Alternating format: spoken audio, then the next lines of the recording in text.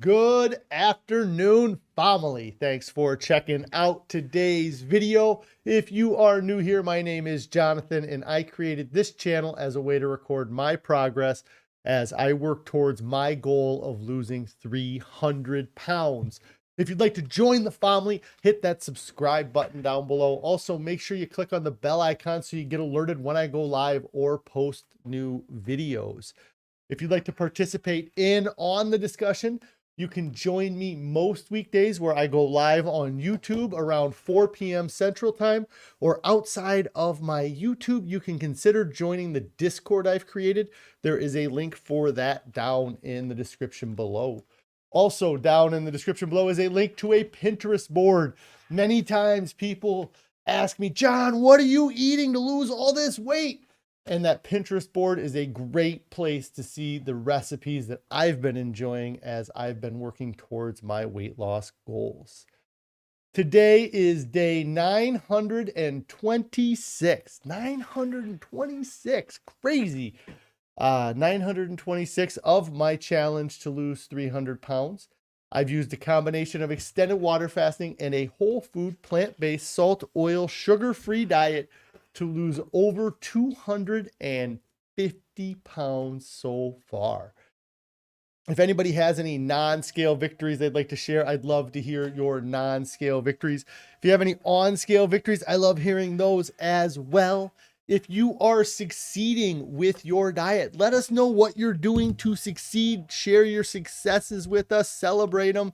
If you're struggling with your diet, let us know what's causing your struggles. Maybe somebody can relate. Maybe somebody's gotten through the same thing. Maybe I can help you. Who knows? Let us know if you're struggling and what's causing your struggles. And at the end of the day, what are some things that you are doing that will make staying on your diet easier than the alternative? Go ahead and flip over to the main here. Hello. I hope everybody's had a great weekend. All you moms out there, I hope you had a great Mother's Day. Pretty Girl's mom here. Hello, Christy. Hello. I hope you guys had a great weekend. We had a wonderful weekend, kind of a busy weekend, self-imposed busy weekend. And so the idea of coming to work today was nice, but then I got to work and it was just a madhouse at work today too. So I'm excited to get home and maybe relax for a minute. Hey, Barb. Hey, Lynette. Hope you had a great weekend here. We will go ahead. So I haven't been live since, give me one second. I haven't been live since Monday. Since today's Monday. Since Thursday. I didn't go live on Friday. So let me go back and try to find my food photos from that far back here. We'll go ahead, go over food for the weekend, then we'll talk about some of the things we did over the weekend as well. So let me pull this up. I got to actually connect it to the thing so that I can pull it up. So for dinner on Thursday evening, this was definitely like a red lentil chili that we had. I don't know if it was leftovers or I think that's something Carrie made on Thursday for us for dinner, but that was our dinner Thursday. I always love this meal. It just has a little bit different flavor to it than some of the other meals we have, so I really enjoy it. Then on Friday morning, I had my standard oatmeal with spinach, onions, and mushrooms, and broccoli for breakfast. Then for a sneak peek at something I'm going to show you in a second. For lunch on Thursday, lunch on Friday was our standard lunch. This wasn't lunch on Friday. Let me think. What happened Friday? I did not eat lunch Friday. This is my dinner from Friday. I don't even know what my schedule was like, but I ended up having this for dinner on Friday. I think it was, because I hadn't had lunch. That's what it was. I didn't do the stream on Friday. I hadn't eaten lunch, so I just took the potatoes home. And then when I got home, I just ate the potatoes for dinner on Friday. So Hello, Carrie. Hope everything's going great for you right now or going great at home. If you're home yet, are you home yet? I know you were going to be close. Then Saturday for breakfast. Now, this looks like our standard oatmeal, but there's a slight difference, and you probably won't be able to tell, but we didn't have any mushrooms. And so Carrie ended up putting zucchini in her oatmeal instead of the mushrooms. And it was really good. It was just a different flavor. But yeah, I really liked it. And if we did that again, it wouldn't break my heart. But I do like the mushrooms probably more. But it was nice to have a little bit of a change. And that's the great thing about these vegetables. We can just swap one out for another and still, just get the volume of food in. So that was our breakfast on Saturday. And then, Saturday evening, I had leftovers from dinner on Thursday. This is the red lentil chili that we had on Thursday. And again, with the red lentil chili, that stuff is almost better as leftovers. Pretty Girl's mom says, "What? No mushrooms?" Don't worry about it. I made up for the lack of mushrooms yesterday, and I don't know if I took many photos of it, but I will. I think I might have, or I'll try to find them here. So let me switch here. Yes. Pretty Girl's mom says, "LOL, I love mushrooms." I do too. And so then I did not take any food photos from earlier in the day on Mother's Day. I'm trying to think. We had our oatmeal on Mother's Day, like we normally have. And then I don't know if I had lunch or not, because we planned on going to a family event at my parents' house to celebrate Mother's Day for dinner. So I don't know if I even had lunch yesterday. But like I said, we went to my mom's house for dinner and we brought our own mushrooms, mushroom caps or portobello mushrooms that were marinated. And I just ate them like that. I ended up having a few of them. Let me see. So yeah, I just cut them up and ate them like they were big steaks. Was really how I ended up having my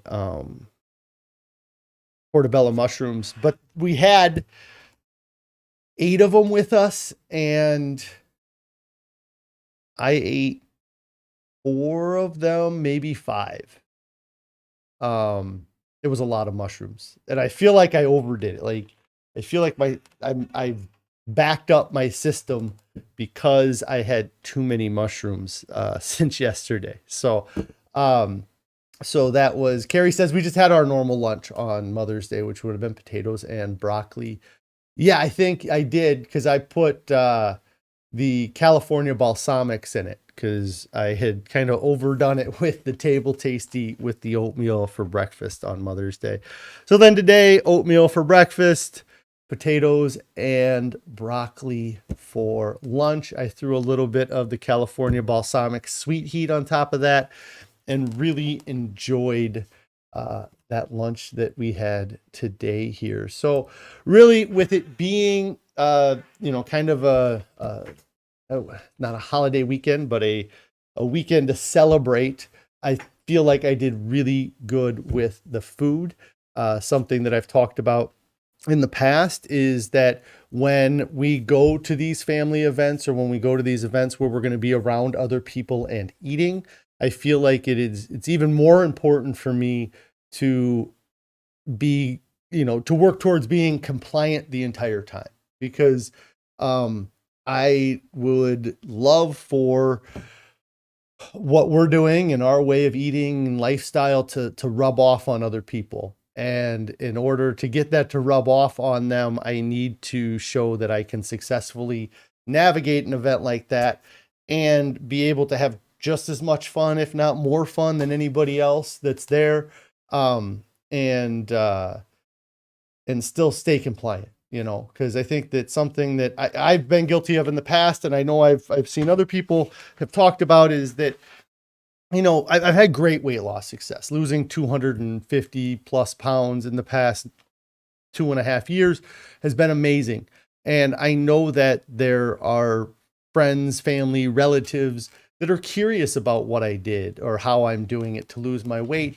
And I didn't lose my weight by having a cheat meal or by letting it slide at a special event. I lost my weight by being compliant and sticking to the plan. And so when I go to these events and they see me and they see that I am succeeding or I'm doing well with my weight loss, they're going to pay a little bit of extra attention to me, possibly. Maybe it's a little bit egotistical to think that, but they're going to look at what I put on my plate because they're going to judge what they're putting on their plate against what I'm putting on mine, I feel like, in some ways. And I don't want to give a false impression. And I've done it in the past. I know I have, where I've lost 100 pounds and we're at a family event and I'm eating the chicken Parmesan or the pork, pork steaks that they're cooking or whatever they're having. And I'm eating it because it's a special occasion. It's a cheat day, but I've never lost weight on a cheat day. And so to present that to people, I feel like is a misrepresentation of what I've been doing. And also I don't want to go back to that way of eating. I don't want to have those things. I want to eat my big portobello mushrooms, or the last time we had a family event, I had, what was it? The grits, the polenta with white bean mushrooms, and I ate a huge portion of that. So for me, going out and being in public is even more of a reason to try to stay compliant. And I was able to, and it was a good Mother's Day, for us, I guess. I hope Carrie had a great time on Mother's Day. I hope my mom had a great time on Mother's Day. I'm sure they did. But it was nice to get together and hang out. And it doesn't always have to be about food too, like the less I worry about the food, it's different, I guess. So that was Mother's Day. I'm trying to think if there was any other notes to take from Mother's Day. We had, so Carrie had made a really nice salad that I ended up not having because there was like a pasta in it. It used what's called orzo, ORZO. It was compliant as far as the salt, oil, sugar free part of the diet that I really follow. It just has some flour in it, I guess, or it's the flour of a grain that they make the orzo out of. And so I just chose not to have it. I don't know. I just, I could have had that as well. And like I said, it would have been pretty compliant for my diet, but we'll see how we do this week. So, because I just didn't want to screw it up. I'm on a good weight loss kind of train right now, and I want to keep it going. And I wouldn't want something like that to screw it up for me. And then, so Mother's Day was good. Lots of hanging out with family. I'm trying to think if we did much else on Sunday. So Saturday, talk about that here. And I'm just looking to see if I had any photos. I don't really have any good photos here. So on Saturday here, Carrie says that the pasta that she made for Mother's Day was a new Well Your World pasta recipe. And we only found regular orzo pasta. That's what it was. But she did just order some whole wheat orzo, so we can try it some other time maybe. Yeah, I knew there was something. So it was the I guess the flour that they used or something, but it was just regular orzo and not whole wheat orzo. Um so that's why I didn't have it. It looked really delicious though, and I know my mom enjoyed it. I think Carrie enjoyed it as well. Um it had a lot of dill and some other things in it. So, but yeah, if you're interested in a recipe, check out the Well Your World recipe for their pasta there. So Saturday, me and Carrie went back and forth on what to do on Saturday, and we ended up deciding to do it. But so where I live in the Midwest. There's not a lot of vegan things going on where I live in the Midwest. I do live in a larger community where there is some, there's like one restaurant, I guess, that has like a full vegan menu.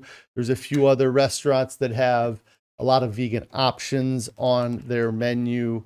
But it just overall, it's not like I live in LA or in New York where there's, large populations of people, which also means that there's going to be larger populations of subgroups of people like vegans.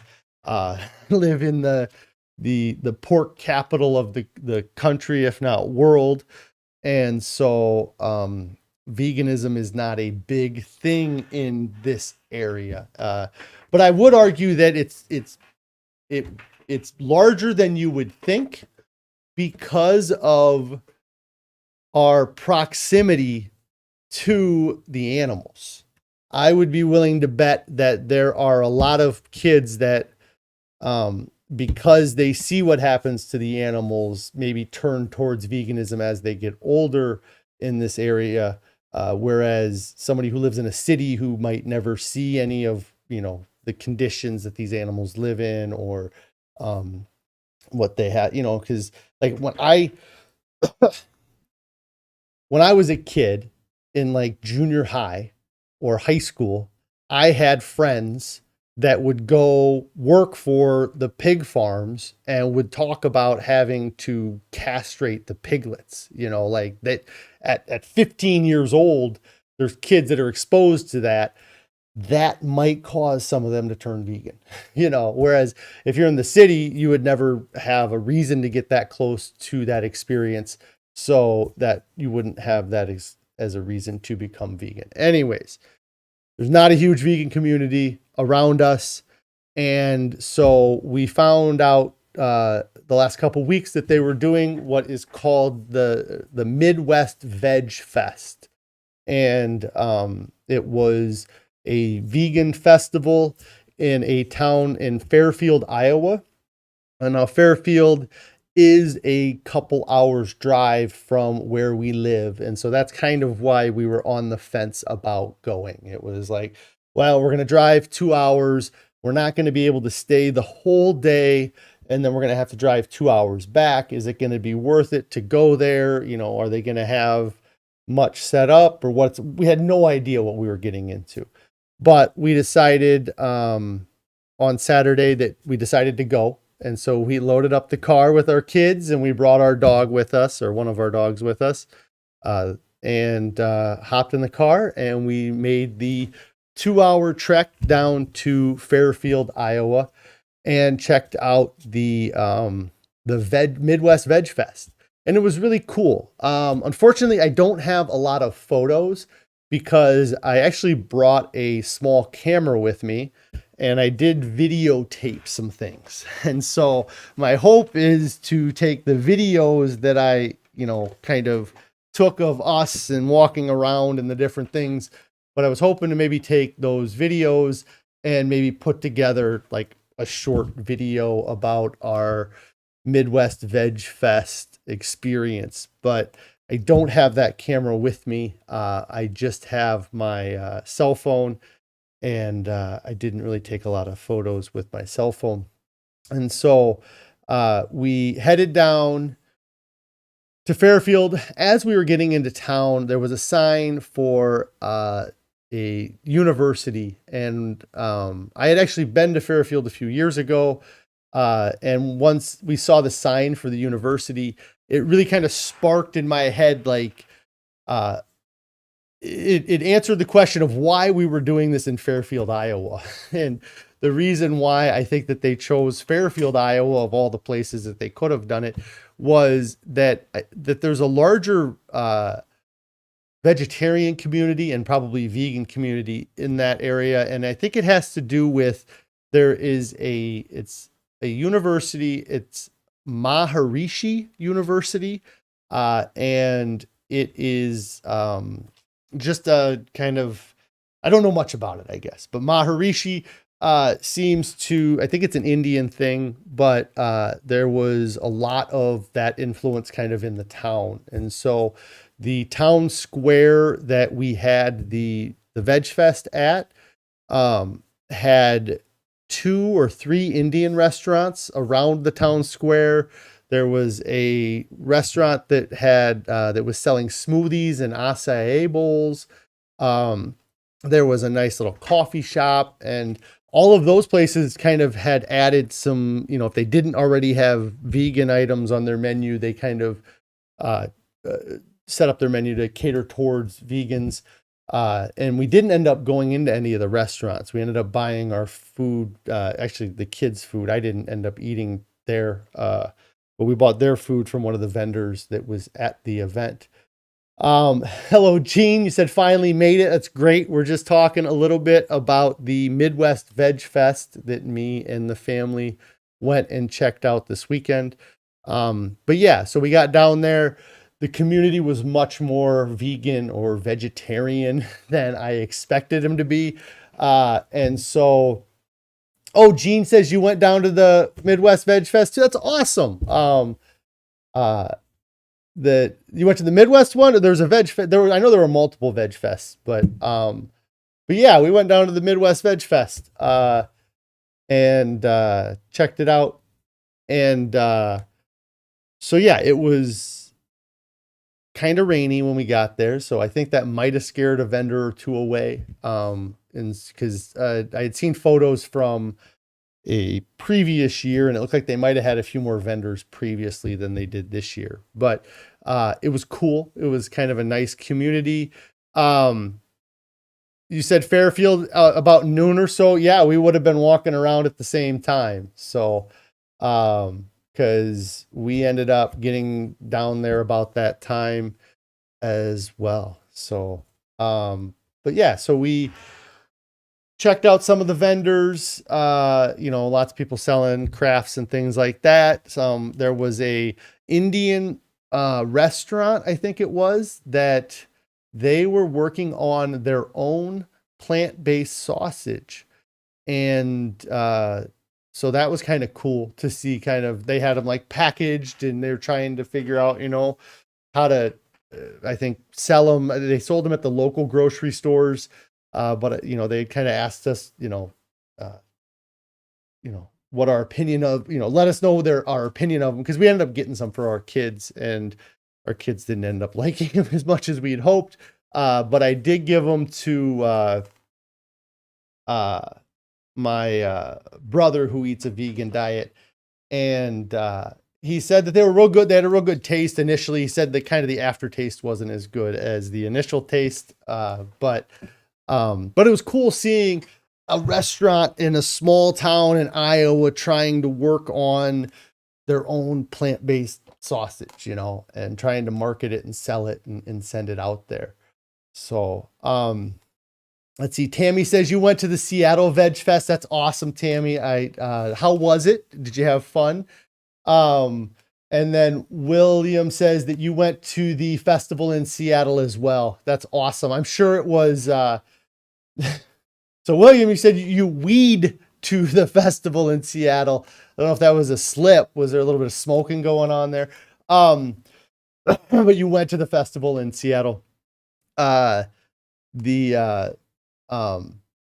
then Carrie here says that she thought Janet might have been going to that one up in Seattle as well. Yeah, I think that it probably had more attendance than the Fairfield, Iowa Veg Fest. But yeah, we got to town. We kind of walked around, checked out the vendors. I went and I watched a little bit. So uh, there was they did a Jeopardy game, and they had Mike the vegan. I don't know if you guys have followed him or seen him on YouTube. I think he's got other social medias, Instagram, all those other things, but it's MIC the vegan, Mike the vegan. Um, and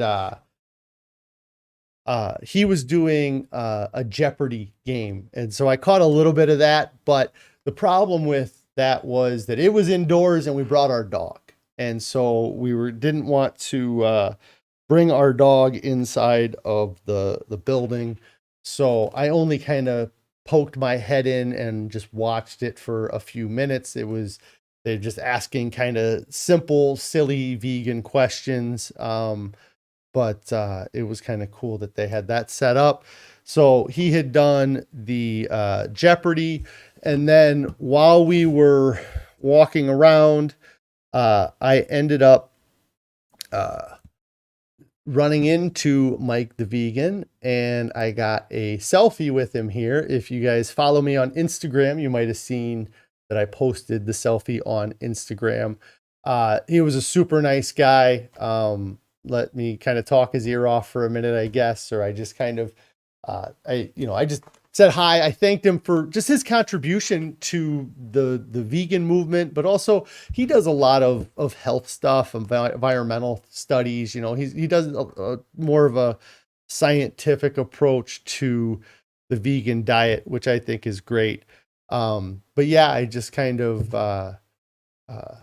talked to him and got a selfie. And unfortunately, because we brought our dog, his dog and my dog did not get along. And so I ended up having to kind of approach him when I didn't have my dog with me.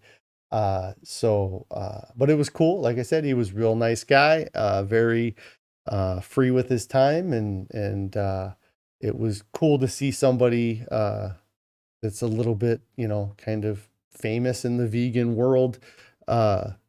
And got a chance to talk to him. Let's see. So Gene here says that they walked in. We walked in at intermission to the next speaker, listened to her, went to Pella. I'm not sure if I missed a comment before that. Okay, so let me go through a few comments here. William here says 926. That's a lot of days. Thank you, William. Yes, it is. I'm very happy that I've got, this far. When I started this channel, I was happy to do day 1, was happy to get through day 7, day 10. Now I'm at day 926. So I'm very happy with that. Let's see. Gene had said, you walked in at intermission to the next speaker, listened to her, and went to Pella from there. I'm not exactly sure what you're saying there, Gene. Sorry. So we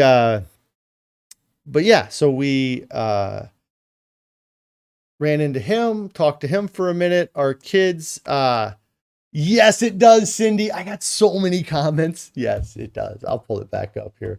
So Cindy here is asking, my shirt here, does it say Brockaholic?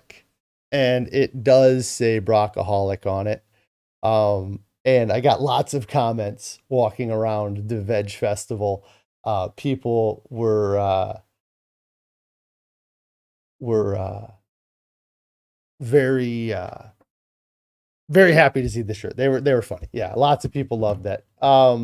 Where did I get it? I got it from Carrie. It was my birthday gift, or one of my birthday gifts this year. So Carrie would have to tell you where she got it. I'm sure she found it somewhere on the internets. Okay, so Gene, so that was what was confusing to me too. So the event was kind of spread out throughout the area, or so I expected, when we got there, we got to the town center, and I was assuming that they would just have the speakers speak at like, there's like a gazebo in the middle of the town square where the event was. And I thought that they would have the speakers speak from that gazebo. So we got there before that Mike the Vegan was supposed to speak at 12:45. And then 12:45 rolls around and nothing's going on. And so then it took us a minute to realize that there was a building like 2 blocks down the road that they were doing all of the speaking at, the Jeopardy at, the silent auction, and some of those things. And so we ended up walking down there, walked through the silent auction stuff, and then watched the just a minute or two of the Jeopardy. I didn't really hang out at the Jeopardy very long at all. And then we went back to the town square. So your comment before, it hadn't even processed to me that there were multiple speakers that day. And so somebody spoke before Mike the Vegan, and then they did the Jeopardy, and then there was other people speaking after Mike the Vegan. And we didn't end up watching any of the speakers.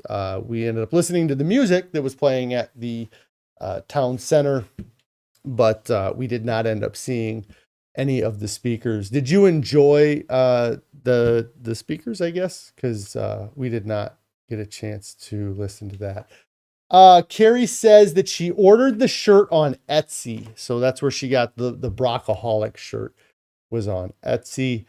Let's see. William says, what weight would you be happy with in due time? You bet. Well, my goal is to lose 300 pounds. 219.8 pounds would be incredible. And so I'm happy with where I'm at. And so I would be happy if I ended up spending the rest of my life at 265. I do not intend to spend the rest of my life at this weight. 219.8 seemed like a dream, like a impossible dream or an unreachable task when I started this at 519.8 pounds. But as I get closer, I realize that there's physiological differences in all bodies, and there's some bodies that can get lighter than others just based off of bones and muscles and skin and things like that. So the 219.8, I feel like when I get to that weight, I'm going to be pretty close to what the lightest possible weight for me would be. But I also realize that I'm 6 foot tall. And so on a BMI chart, for somebody who's 6 foot tall, at 220 pounds, you go from being overweight to obese. So for me, getting under to 219.8 will take me from the obese category to the overweight category. And that's huge. I'd love that. But as time's been going on, I think I could get into the ones, like under 200 pounds. But I'm not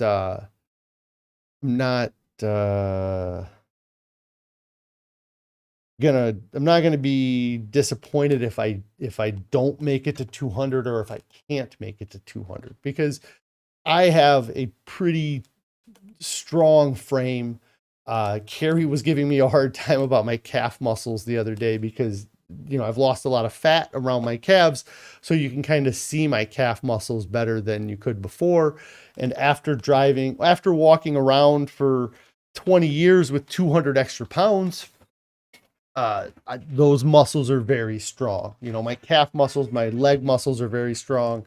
I feel like my core muscles are pretty strong because just to live my life was a workout. And so I was growing muscles as I was growing fat, even though it wasn't intentional. It was a passive growth of muscle, because I wouldn't have been able to get out of bed if my arms weren't a certain strength or my legs and hips weren't a certain strength. And so, I don't know what the lowest weight I can get to is, but that's kind of my goal.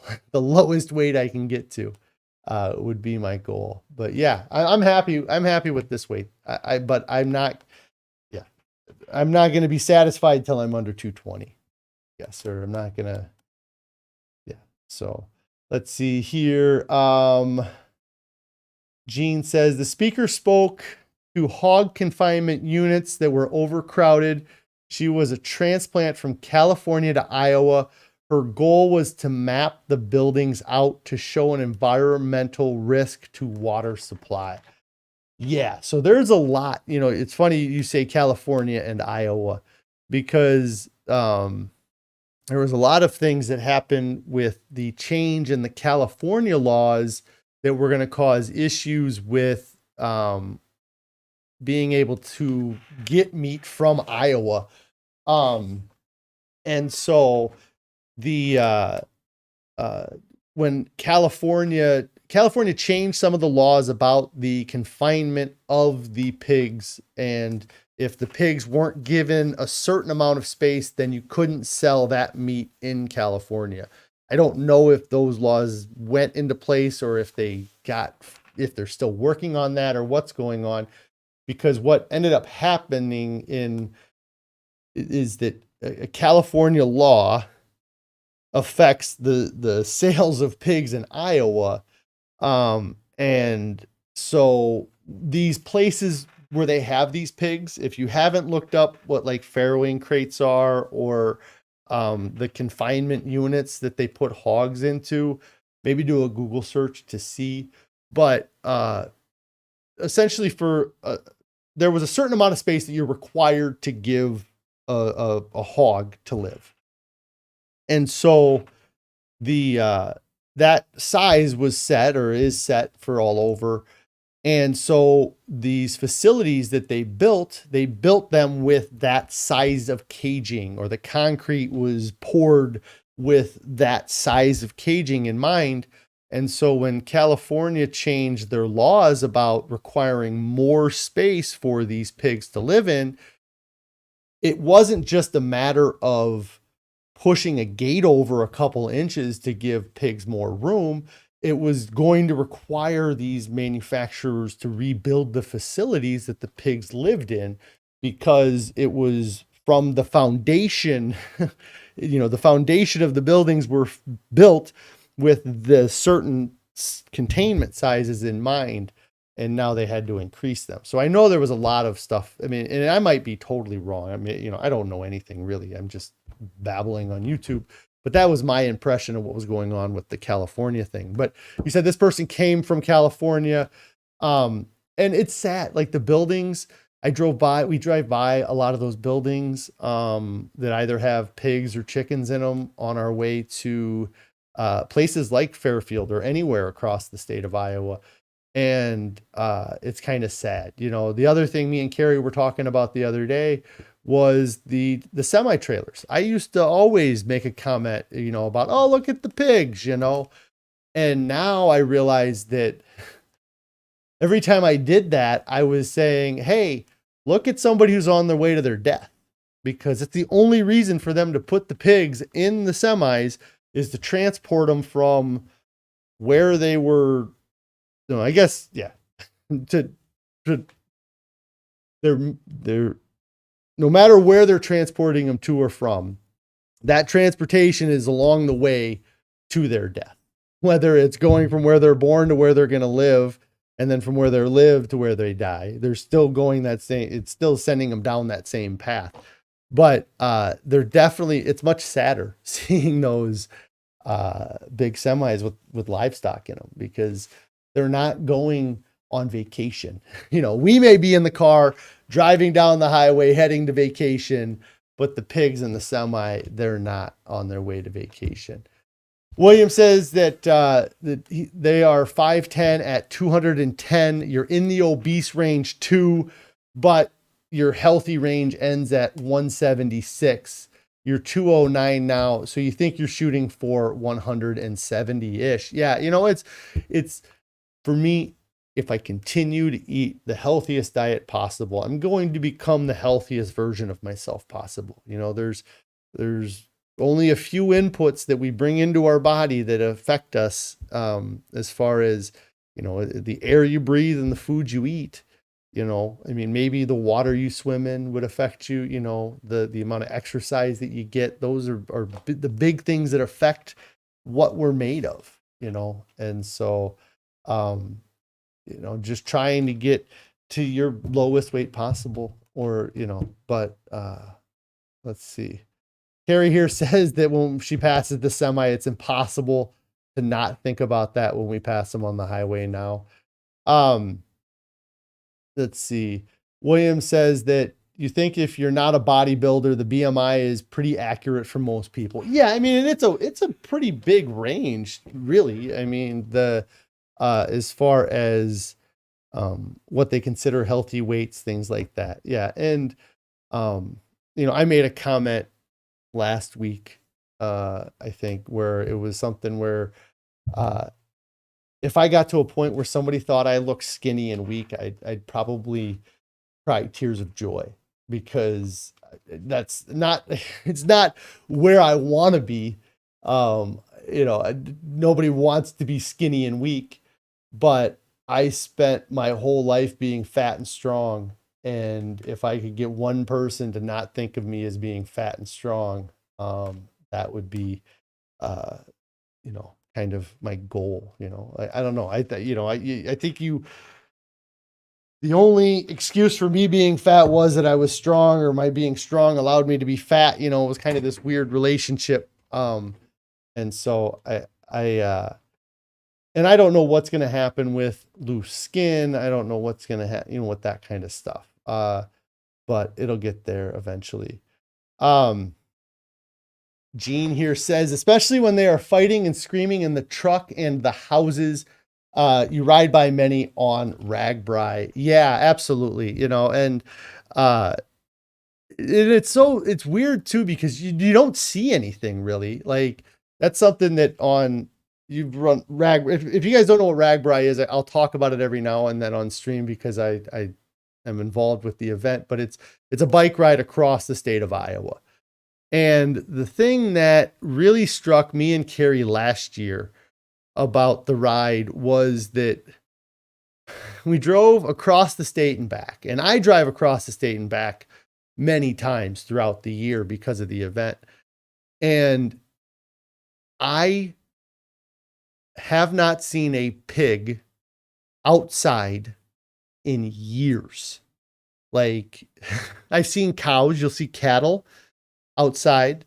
I've even seen, maybe some other livestock, but you do not see pigs roaming outside in fields.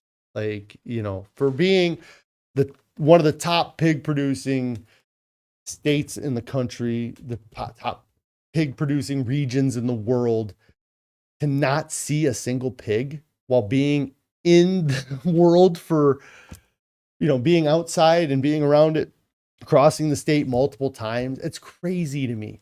Like, these animals are not living like animals live. They're not being treated like animals should be treated. And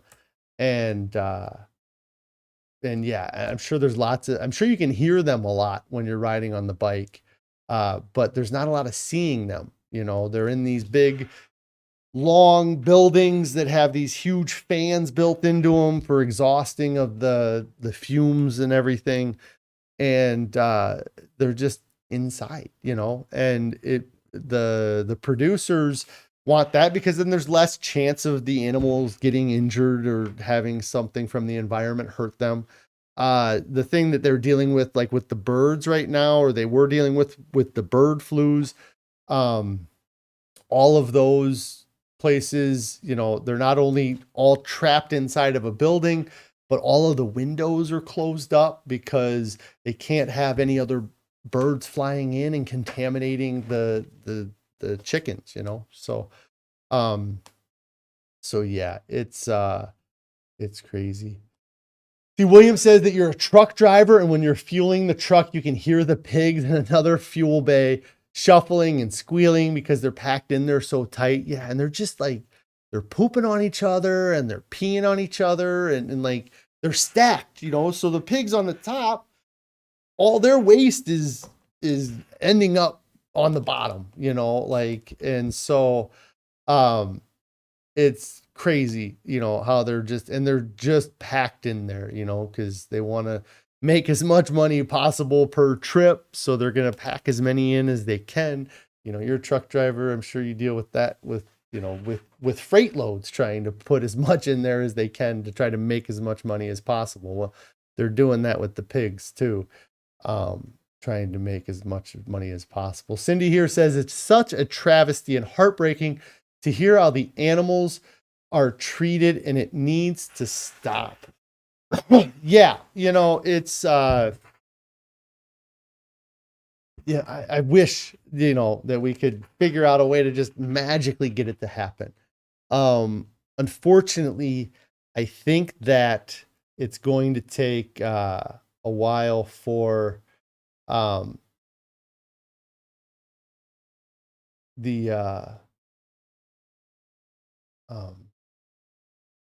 don't even know. I lost my train of thought. What was I talking about? So the change to switching from eating animal products. It's something where there's going to have to be some huge radical changes. And I think that really the biggest thing that's going to change it is when the companies are able to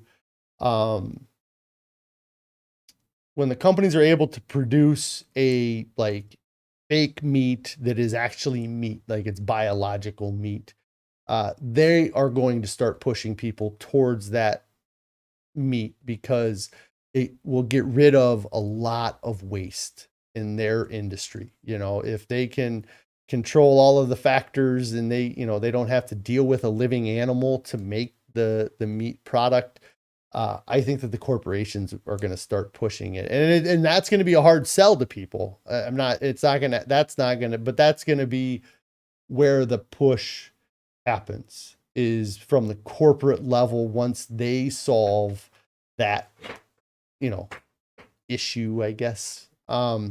Rob C says, how you doing, Fa Man? I am doing very good.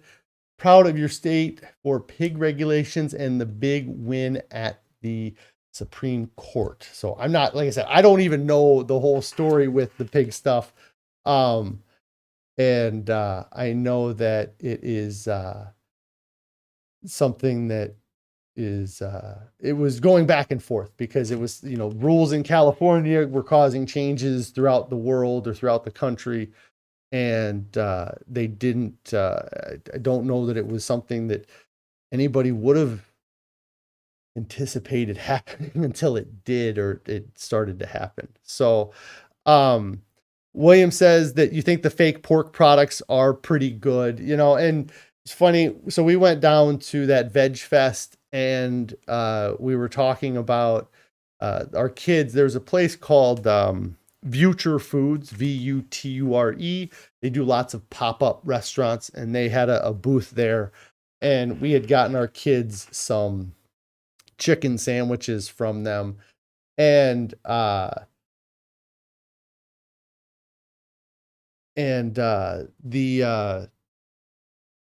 the kids got these chicken sandwiches, and me and Carrie were just laughing about how, like, it's been so long since we've had chicken that it would be tough to even know if I would know the difference between some of the foods, with that, and I'm sure that, trying to think, the other thing is that when we're comparing the meat flavoring, it's not just like I have a piece of, it's not comparing like what like plain chicken tastes like next to a plain plant meat or plant-based product. It's like what a chicken breast that's breaded and fried and then has pickles and onions and mustard and ketchup and on a bun. It's what that tastes like compared to a plant-based meat that's battered and fried and has pickles and onions and mustard and ketchup. Like, there's so much more to the flavor of those meals than just the fake meat product that it's hard to compare. It's to like the product itself, because nobody is Well, I mean, there's probably people out there, but there's not a lot of people out there that are just buying Beyond Meat, throwing it in a pan and eating it like ground beef, whereas somebody would just fry up ground beef and eat it. Let's see here. Gene says that the pigs that are raised outside free roam have clean meat and the confinement ones have dirty carcasses. Yeah, I mean, it's I don't even it's so crazy to me because I just don't even feel like I see any free range pig. I don't even know if free range pork is a thing. Is it? Like if you go to the grocery store, is there like a section? Because I feel like there's a section for like free range cattle or cow. Again, I haven't bought meat in so long, so I don't know. But I don't know if there's such a thing as free range pig meat, or what that would even be, because pigs eat grain, and so you can't really have a free range. I don't know. Getting into something I don't know about here, I guess. Let's see. Gene says, well, hobby farmers raise them. Okay, yeah, like a free range pig would maybe be at like a hobby farm. I get what you're saying. Gene says the meat smells when cooked like the confinement house. That's why you stopped eating meat, is because of the smell and stuff like that. Okay. Yeah, it's so crazy. Let's see. William says, you like the Beyond products. To me, they taste like just like meat. And again, it's something too where it's the further you get away from having those meat products, the easier it is to have a substitute, and it actually kind of substitutes better. You know, I would imagine that the day after I quit eating hamburger, I would have been able to tell the difference between a hamburger and a fake meat product much better than now that I'm 926 days away from the last time I had an animal product. I still have a memory of it, and I smell it and I can remember how it tastes, but I haven't actually physically tasted it in over 900 days. David says, you used to raise feeder pigs when you were young, and your dream was to build a farrowing and finishing house. There was never a thought of doing anything unethical in your mind back then. Yeah. And, I talked about it earlier in the stream today about living in Iowa or growing up in Iowa and being exposed to that. Like when you were young, it wasn't, you went and you dealt with feeder pigs. I mentioned that I had friends that would talk about castrating the pigs and having to deal with all that other stuff. And that was just part of life. It was just part of how, the food system worked. And so there wasn't any malice attached to it, because it was kind of like what has to be done to get it to the people. But as I've gotten older and I realized that it's not necessary for us to eat meat, it kind of changes that then, because when I was younger, I was under the impression that we all had to have meat in order to, survive. And it's not even that it's not even that we even eat meat, but the amount of meat that we eat. If we were talking about a society that everybody averaged one serving of meat every week, we'd be having a much different conversation, or a couple servings of meat every week. But I was eating a diet where I was eating 2 or 3 servings of meat per meal. Like I could have spread out the amount of meat I was eating in one meal over the course of a day or a course of a week, and I would have had an adequate amount of whatever somebody would say you were required to have, which I don't know that you would even be required to have. But it definitely changes as I got older, as I started eating this way, went a few months, realized that I'm healthier now than I was before.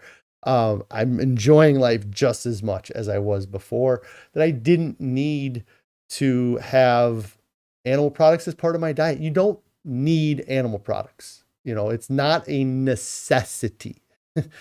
You may prefer animal products. You may want animal products.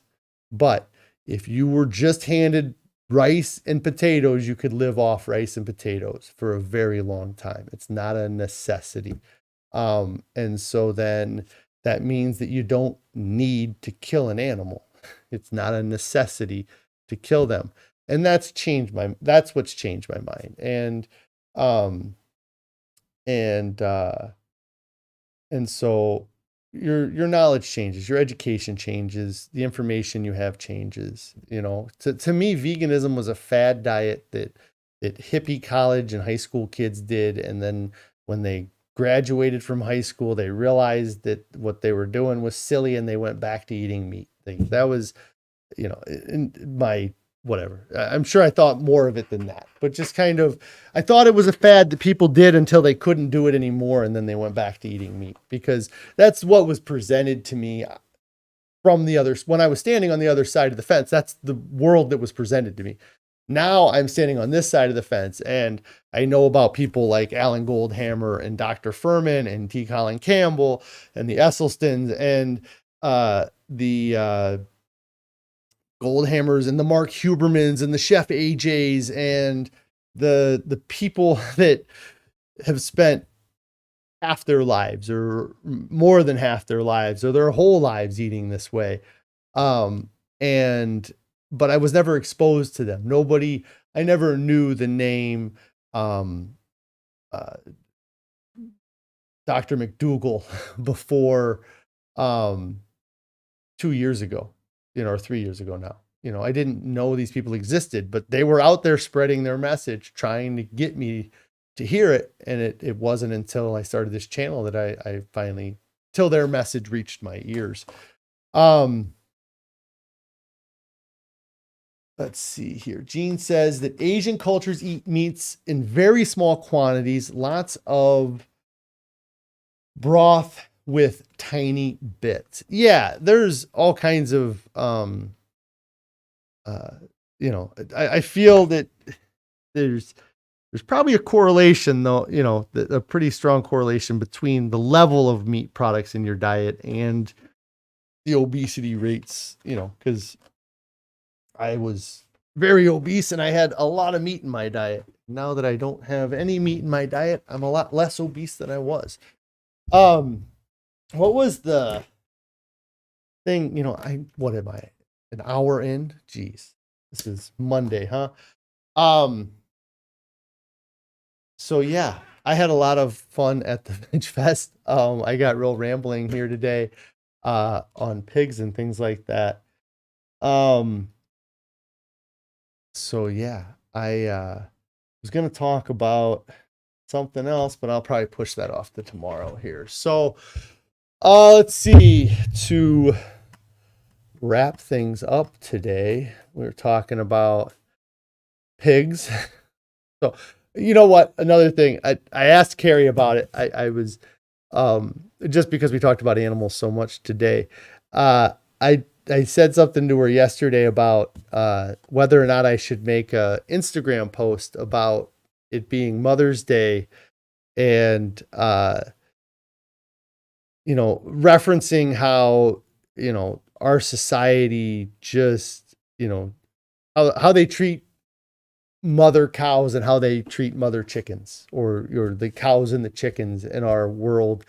It's not a great Mother's Day for a lot of cows out there. It's not a great Mother's Day for all those egg-laying hens, and so while we're celebrating human mothers, we definitely are torturing the animal mothers in our world, and a lot of times we got a big slab of their ass sitting on our plate. For a lot of families that are celebrating, different holidays or events, they gotta, there's probably a big slab of a mother sitting on that plate. Somebody is celebrating Mother's Day. So anyways, thanks guys for, following along today. If you made it this far, like I said, I didn't even talk about finding a diet that works. But if a diet that works is a plant-based diet, free of unprocessed foods, free of animal products, getting as close to the whole natural diet as possible, eating a proper human diet. I keep hearing all these carnivore people trying to say that their diet is a proper human diet. What kind of bullshit is that? But it's all words, like just like corporations, they can name their self Hillshire Farms. They might not have a single hill on their entire property and they might not look like a farm, but that's the name of their company. Lean cuisine. There's not a lot of people eating that food and getting leaner and then thinking, wow, this is some really nice cuisine.